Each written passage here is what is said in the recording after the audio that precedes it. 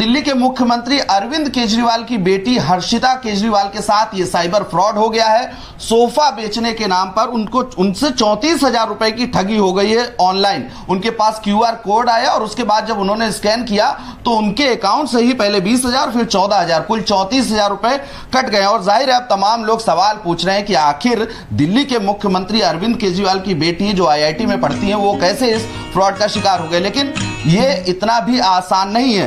कई बार बेहद पढ़े लिखे लोग इस फ्रॉड का शिकार बनते हैं। साइबर एक्सपर्ट मोहित हमारे साथ है। मोहित जी, ये बताइए कि किस तरीके से फ्रॉड होते हैं और क्या QR कोड किस तरीके से आता है और किस तरीके से जो फर्जीवाड़ा है वो हो जाता है।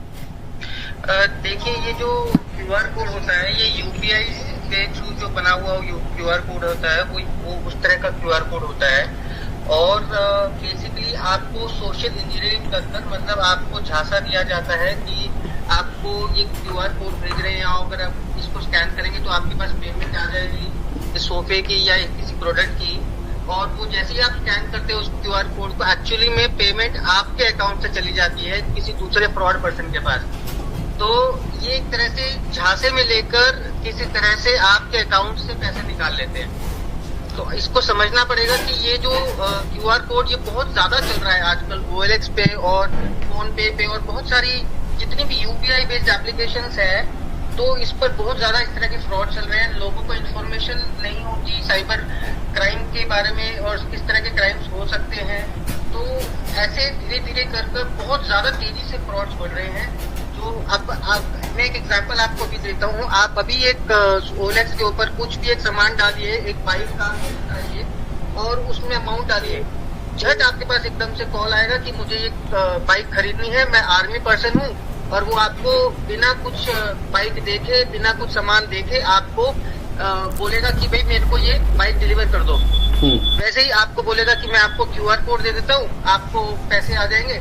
जैसे ही आपने QR कोड स्कैन किया, आपके अकाउंट से झट एकदम से पैसे निकलकर दूसरे जो क्रिमिनल होता है उसके हाथ में पैसे पहुंच जाते हैं। लेकिन मोहित भाई, आजकल ये देखा जा रहा है कि अवेयरनेस काफी चल रही है, सोशल मीडिया पर वीडियोस भी चल रहे हैं किस तरीके के साइबर फ्रॉड हो रहे हैं, लेकिन इसके बावजूद पढ़े लिखे लोग और युवा भी इसके शिकार बन रहे हैं। उसकी वजह क्या है? क्या जो नए नए तरीके से अब हाईटेक तरीके से एक साइबर फ्रॉड का तरीका निकाला जा रहा है और कुछ कुछ दिनों में अगर मोहित जी देखें तो रोज नए तरीके आ रहे हैं फ्रॉड करने के। देखिए, जो क्रिमिनल होते हैं वो कुछ जब फ्रॉड किसी भी तरह का फ्रॉड करते हैं तो वो कोशिश करते हैं लेटेस्ट जो ट्रेंडिंग टॉपिक्स होते हैं उसको लेकर फ्रॉड करते हैं। तो नए नए जैसे कोविड में देखा तो कोविड से रिलेटेड फ्रॉड्स आने लगे, वैक्सीन आ गई तो वैक्सीन से रिलेटेड फ्रॉड शुरू हो गए। थोड़ा टाइम पे अगर आपने मोनेटाइजेशन स्कीम का अगर आपने नाम सुना हो तो उस तरह के फ्रॉड्स आ गए। तो धीरे धीरे फ्रॉडस्टर्स भी, जितने भी फ्रॉड करने वाले लोग हैं वो भी अपने आप को अपग्रेड कर रहे हैं और नए नए फ्रॉड्स निकाल रहे हैं। तो लेकिन इसमें सबसे इम्पोर्टेंट बात यह है कि जो लोग हैं जो इस सर्विस को यूज करते हैं वो लोग साइबर के बारे में ज्यादा अवेयर नहीं है।